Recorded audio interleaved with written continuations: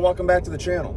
So today we're doing something super freaking cool. We're heading down to the Mad Scientist lab to help him get his truck super dialed in for the next truck tug event. Now those of you that don't know who the Mad Scientist is, let me tell you.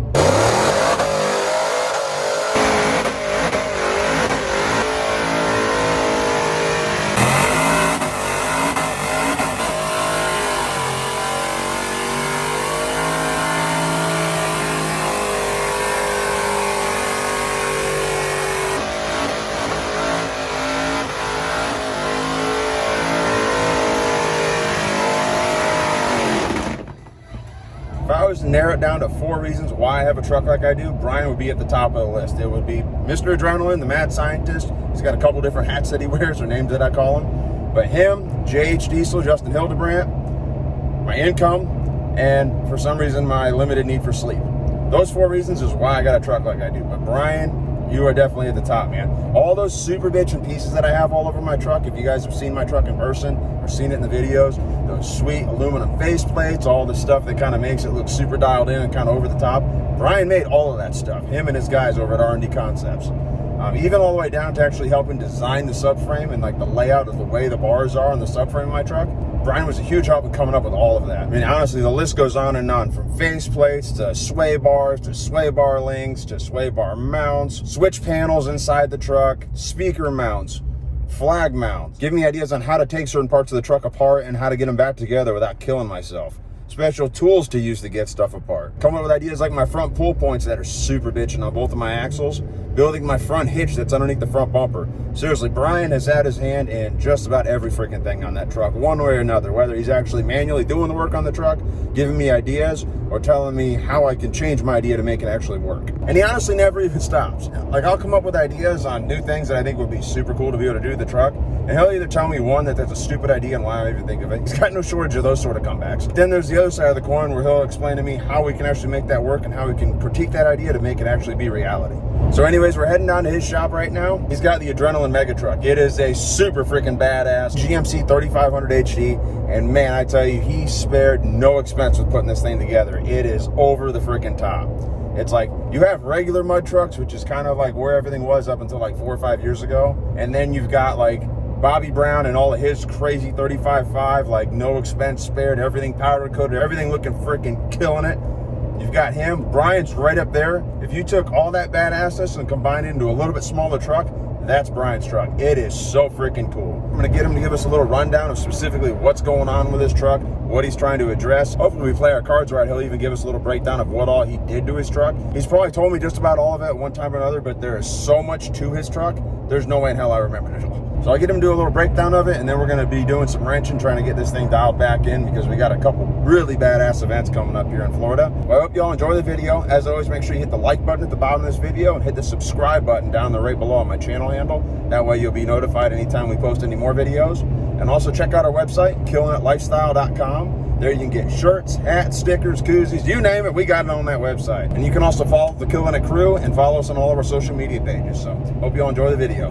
All right, y'all, while I was slicing and dicing this video on up, I got a really good idea. It'd be really cool to not only show the Mad Scientist home laboratory, but also show y'all what he does. So I think if we play our cards right, maybe he'll give us a little rundown and show us his super bitch machine shop where he makes all this magical stuff happen. Oh, fingers crossed.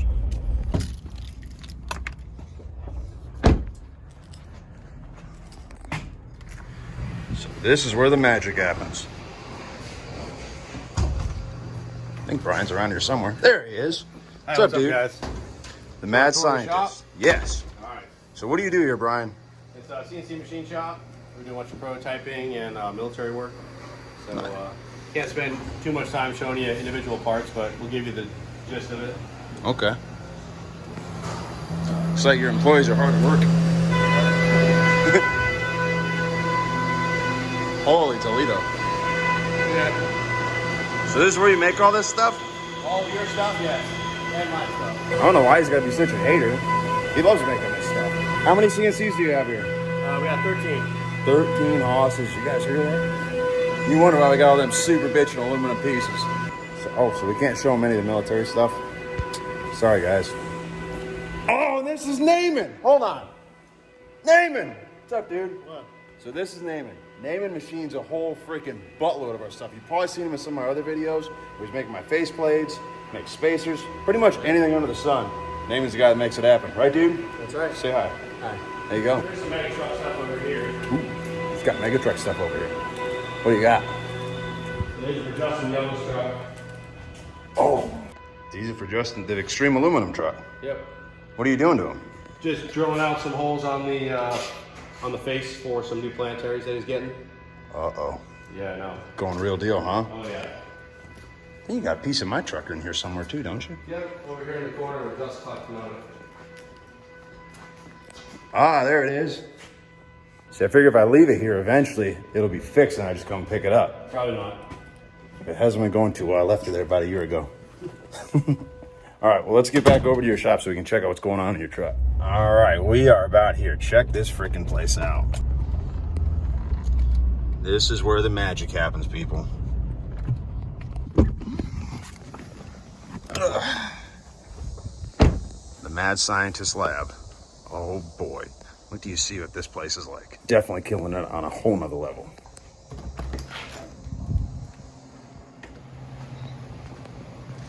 So this is the Mad Scientist Lab. So tell us what we got going on over here, bro. This little motor we just pulled out. So last event we spun the damper on the crank. There's a keyway that holds it and it just sheared it right off. So the damper actually spun on the crank and then refroze itself back on there and kept having all sorts of issues of it walking off. The bolt that holds the damper on there kept loosening up. It was just a big mess in the front of the crank. So this is your old crank? Yeah, so this is the old crank. You can see that the pin actually got sheared. Can you see that? Yeah, for sure. So the pin actually got sheared. The problem with this crank is a K1 crank. You see how big the pin is? It's only like 3/4 of an inch long. It doesn't even come out the front. You can see on the new Callie's crank, it's actually a full length key. So it's about 1.25 inches. Comes out the front and it's just twice as big. So hopefully that slides onto there? Yeah, so that slides, the key goes on here and this slid onto here. Well, it spun on there and you can see it boogered up the crank pretty good and kept micro welding it on there as it would spin around. So sometimes it would stick, sometimes it wouldn't. Exactly, which we actually saw in the boost. Sometimes we'd get 8 pounds of boost, sometimes we get 20 pounds of boost.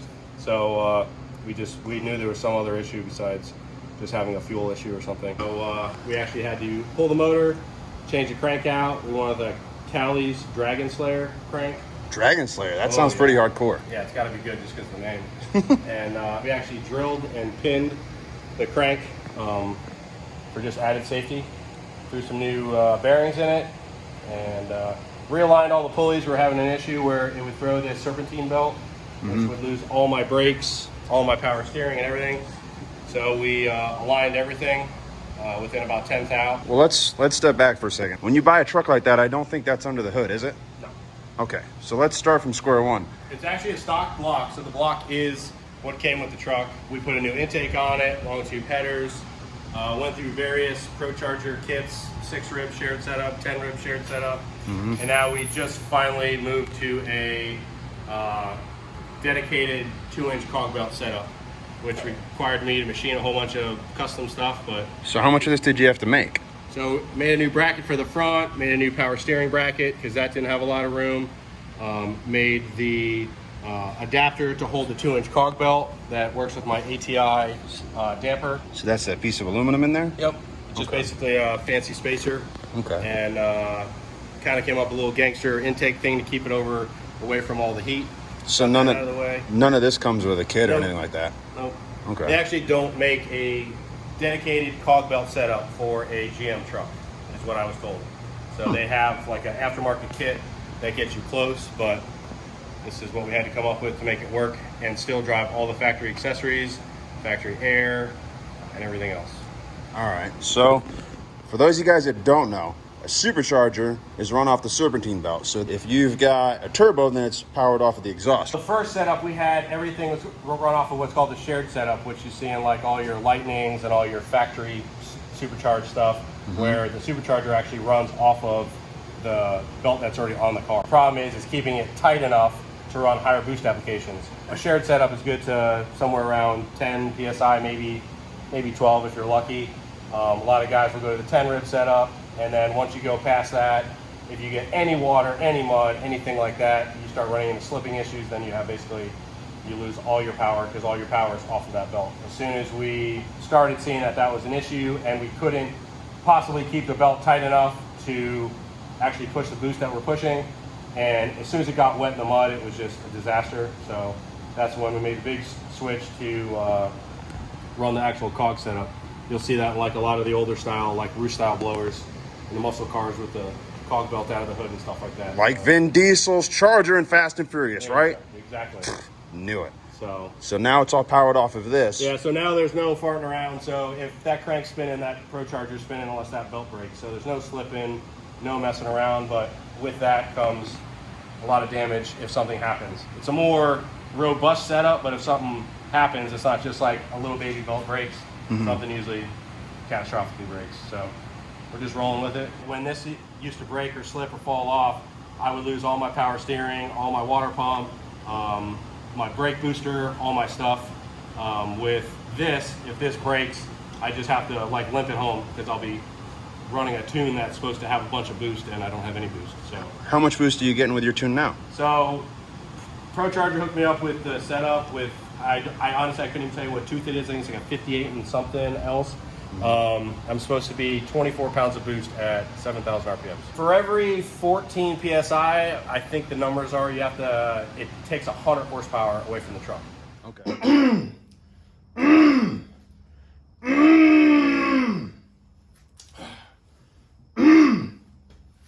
All right, so what is he talking about?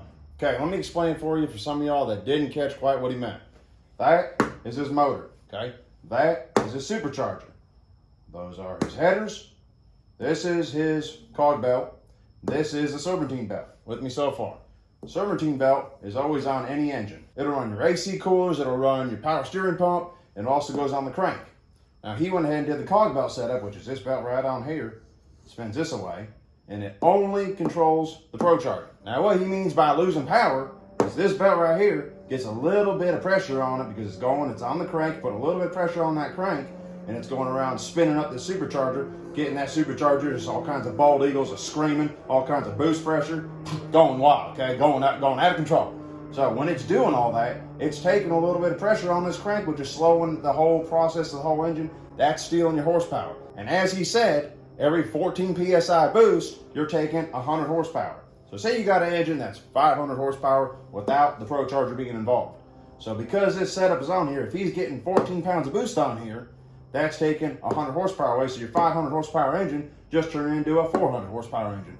But, it's a big but, when you get 14 PSI boost, it also will double the horsepower too. So you take that 500, you subtract the 100 from the pressure of your belt, and then you double it. So your 500 horsepower engine just turned into an 800 horsepower. 500 minus 1 makes you 4, double it, 800 horsepower. Done learned you. Okay. So it's really hard to tell what this whole little contraption makes, but from the numbers and from other buddies that have other setups, we should be somewhere between 1,100 to 1,250 horsepower. Holy freaking cow. And how much do you think your truck weighs roughly? About 11.5. 11.5, 1,200 horsepower. Jesus, that's freaking crazy.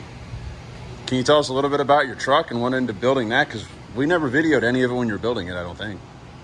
So basically it's a single wheel 3500 GMC, center cap long bed. First thing we did is tried to build the motor when it was stock, dyno it, get it drivable, get it feeling good, tune it when it was easier and a lot easier to figure out problems. And that was a shared setup on about 12 pounds of boost.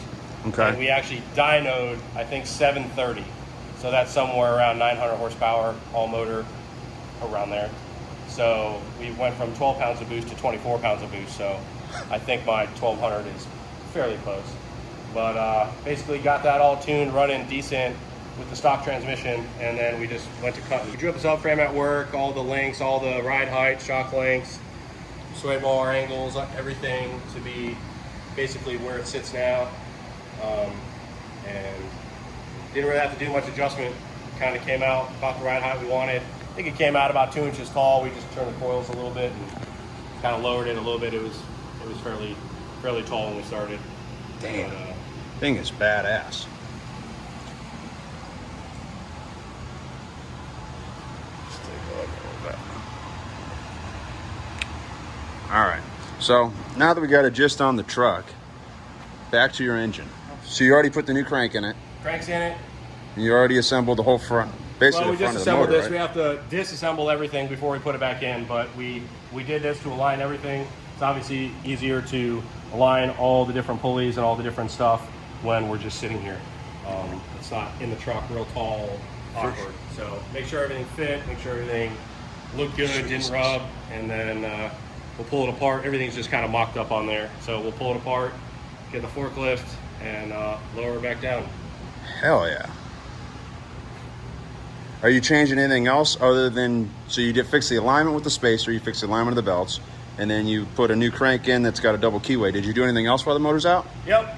So we made a big decision to move from transmission. So this was the stock electronic transmission, which is 6L90E, completely built by Circle D.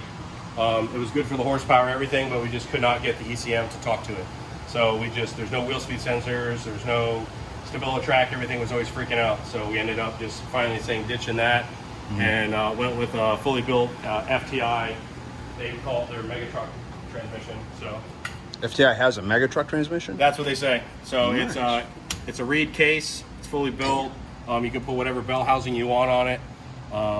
It's basically, they say it's good for 2,500 horsepower. That's what they Holy say. Toledo. Super easy, manual shift. We have to mount a shift gate in the truck, so there'll be no more farting around with Triptronic shifting or shifting on the thing. There'll be a nice manual shifter. So you have to build like a pedestal and everything for that to sit Yeah, inside the truck? we'll have to build some sort of pedestal and have a shifter in the truck for it. And Will you have a then- clutch? No clutch, just manual. It's a manual valve body, so just all the pressure, just grabbing gears. Just ripping gears. Oh, man. And along with that, we had to completely take out the stock ECM and run a Holley EFI. So we have a new ECM going in the truck, so it'll no longer be a factory-powered ECM. There's just too much going on, too many variables. It was just a hot mess. So the new Holley EFI system is way simpler and Is that just an ECM or is that a full wiring harness? full wiring harness over here. ECM is engine control module, in case you guys didn't know. And it kind of tells the engine what to do when. Basically, this is all the new wiring harnesses for the whole truck. So this just runs the LS. Okay. 12 packs and stuff like that. So I got a buddy of a buddy working on integrating the Holley into my factory dash so we can keep as much of the factory dash the same as possible. So we have all the factory gauges, read all the Holley stuff. Are you going to have all those lights on that are all over my truck? Nope, he already turned half of them off and he's gonna turn the other half off. So, Hell yeah. yep. The only thing that won't work is the speedometer. Everything else will work. Engine temp, volts, RPM, fuel gauge, all that. Nice. And then this doesn't look very factory either. No, so again, we upgraded the ProCharger intercooler. It was just too much flow for what we wanted. So we ended up going with sheared fab, made me up. Too much flow? What do you mean too much flow? So there's too much air, CFM, going through the factory ProCharger intercooler. It just Okay. was choking it, and it wouldn't flow enough air, and it wasn't cooling it. You can see there's a little bit of a difference. Holy Toledo. So this one's over an inch thicker and a lot more surface area, so the air just didn't quite have enough time to come in here and get across this little cooling fin and then come back out. Now it comes in here, goes all the way across that, and we had enough room now and enough real estate to add cooling fins because in truck pulls and stuff like that, we have no airflow. So I made this fan shroud bracket for two small fans on the backside. How, do those turn on automatically? No, they're on a switch. Nice. We drive around normal. We have no airflow anyways. We're not really going too fast, no matter where we go. Well, when you're in a Duramax, it goes pretty fast. Right, yeah. We've seen you drive. So that's a good joke. So in truck pulls and stuff like that, we're really not going anywhere. So we have these. And then I also have a CO2 spray bar for the front of the intercooler. What does that do? So it's basically like spraying nitrous, just open on your on the front of these fins right here. What it does is it just basically freezes all this. So when the hot air comes through, not only does it cool it because it's aluminum and there's a little bit of airflow and the fans pulling through, but it actually tries to freeze the front of this. It'll have like a little frost looking front, and all the air goes through there, and it just helps Cool it all down. Yep. So you don't boil over like we do all the time. Yeah, right. Did you have that spray set up on the truck before, or you're putting it on now when you put it back together? No, I had it on the truck before. On actually that intercooler. I've never actually hooked it up on this intercooler, but we will when we run this time. Nice. All right, let's take a look on the interior, because I doubt the interior is factory, knowing this freaking guy. Brian, what are all these bars? Jungle Gym. Jungle Gym. Look at this freaking thing. So we built that all here from scratch, bar by bar. It's all chrome moly tubing, 1 3/4 120 wall. Holy cow. How'd you get it powder coated inside the truck? So we took the complete dash out, all the interior, everything, and actually there's little removable joints that interlock each other. Oh, kind of like this one right Yep, exactly, just on a bigger scale that are behind the dash. So everything's powder coated, pulled out. The problem with welding a cage in a vehicle like that is a lot of times you can't fully weld because you can't get on top of the bars. So we wanted to make it. Oh yeah, you like can't get to the back sides of them like this? Yep, correct. Okay. So we wanted to make it so we could pull it out and completely weld it, make sure everything was good, penetrated. Who powder coated it all? Mikey's powder coat. Mikey's Custom Cones did your stuff too? Yeah. Oh boy. Thing is sick. And then you got all your switches here. That's a pretty sweet switch panel. Yeah, I just ran out of room for switches. We needed more, so. Oh, your sound system looked like it's on point too. Yeah, we try. So we have a sound system for the inside. We got 4 8/8s and 2 10s behind the seat there. That's for the inside. And then the wife is sitting inside and doesn't want to hear a bunch of racket. We can turn this off, and there's a whole stereo in the bed. So What? same thing, 2 12s and 4 8/8s. Let's take a On a whole look. different stereo You have 2 12. Where are the 12s at? underneath the box. All right, hold on. I'm getting up there. All right. So what's going on inside of this thing? So basically there's 2 8/8s here, 2 8/8s there. You can see my CO2 bottle for the intercooler sprayer that we were talking about earlier. For the spray for the intercooler, right? Yep. And then the box has a water tank for the windshield wipers. So we upgraded that obviously. So you can just leave them spraying on, wide open. You don't have to like hold the button. We made 2 battery tray for 2 group 31 Optimas. Oh, dude, that's sick. How many gallons you say this was? I think this is 8. 8 gallons? Yeah, and then this is my meth. So it's methanol injected. It just helps cool the intercooler and cool the fuel and cool everything, air intake. Do you have to push a button like nitrous for that? No, it's fed by the pedal. So more pedal, more methanol. Nice. And then under there, I don't know if you can kind of see it. There's a speaker box. So Underwear. under there is a speaker box with 2 12s in it. If you look under there, you can probably see it. Let's see. I should charge it. So 2 JL 12s. Nice. Man, I bet this thing thumps. It's decent. It's kind of open air, so it doesn't sound like a regular like Tahoe or something, but it's good to listen to some music. Freaking dialed in. Look at all your wiring, man. You did all this yourself? Yes, sir. It's freaking awesome. Pretty sure that when we built my truck, he told me I was putting 10 pounds of stuff in a 5-pound bag. No, it just fills up quick. We should just sit up, so. Damn, look at what he's got going under here for all of his train horns. Brian, where'd you get all this stuff? Horn blasters. Horn blasters. They gave you the mounts and everything too? No, the mount was custom made by my buddy Jordan over at Wicked Customs. Really? Yep. Down in Fort Myers. Damn. Is that just a regular train horn kit right off their website? Yes. The horn blasters was. Which kit is it, do you know? I couldn't tell you. They have so many of them, but it's the one with 6 horns and a 10-gallon tank. Okay. And then what about your winch and everything? So the winch, I just thought it'd be cool to have a winch that anything ever happened, I couldn't get on a trailer by myself or something, at least I could winch it back up there. So we made a custom bracket, put a 15,000-pound Warren winch in the backside of it. Holy Toledo. So my buddy Zach always up somehow and gets stuck. I guess he can't cuss. It's okay, I can edit it out. I'm definitely going to edit it out because you're just picking on me. All right, well, thanks for giving us a run on the truck. So what do we got to do from here? So basically disassemble the motor, tighten up the oil pan, and throw her in. Sounds pretty simple and easy. Easy peasy. 10-15 minutes and it's done? At least.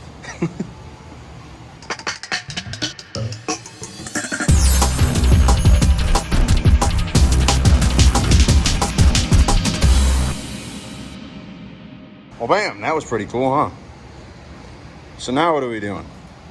Now we just have to button up this oil pan gasket. We didn't tighten this cover on until we had the damper on there, so that seal in the center of the damper.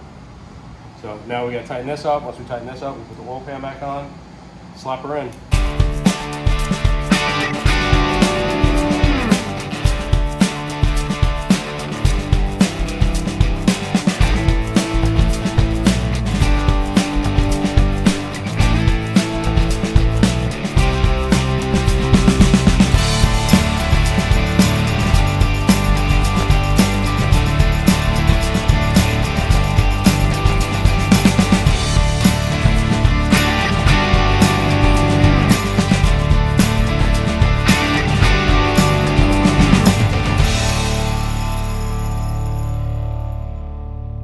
All right, y'all, well, I actually had to leave and get my ass to school, so that's why that last little bit of the video is just a time lapse on one of my GoPros. I just left it run until the battery ran out. But if y'all enjoyed the video, if you like his mega truck, make sure you hit him up on Instagram. It's Adrenaline Mega Truck. Just search Adrenaline Mega Truck on Instagram and his profile should pop right up. Once you're on there, if you're really interested, you can scroll to the bottom of it. And he's got pictures from day one, from when he pulled that truck first into his shop. It was bone stock, 20,000 miles on it. From pulling the motor out, building the transmission, cutting everything factory off of it, building the subframe, painting it, a whole 9 yards. Everything is on there. So make sure you check out that Instagram page. Also, don't forget to hit the like button at the bottom of this video and hit the subscribe button to our channel. And keep an eye out for upcoming videos. We're probably going to do some more videos with his truck in the not too distant future. He's the mad scientist. The guy never freaking stops. Maybe we play our cards right. We can even go for a ride with him in the next truck tug event. Really hear them freaking bald eagles scream. Speaking of bald eagles screaming, he actually gave me some videos to throw at the end of this where he was making some rips after he finally did all those upgrades to his truck. So check these out. This is super freaking cool.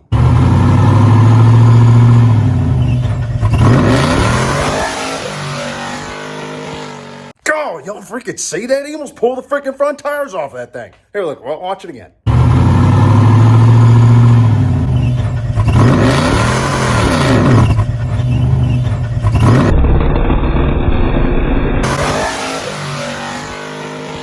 Damn, that's cool. All right, he's got one more here.